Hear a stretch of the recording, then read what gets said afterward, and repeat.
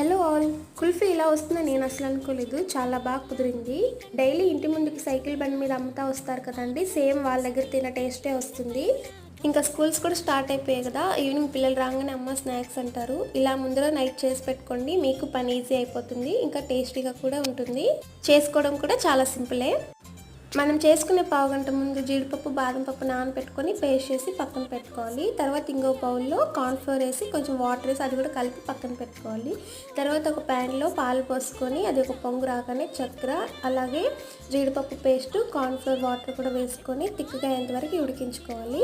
అది సగం తీసి ఒక గిన్నెలో వేసుకొని ఇంకొక సగంలో కస్టర్డ్ పౌడర్ అలాగే కొన్ని పాలు వేసుకొని కలుపుకొని ఆ బ్యాటర్లో వేసి కలిపేయడమే. ఇంకా రెండు కూల్ అయ్యాక మన ఇంట్లో గ్లాసెస్ కానీ ఏదైనా బౌల్స్లో కానీ వేసేసుకొని స్టిక్స్ పెట్టేసుకోవడమే.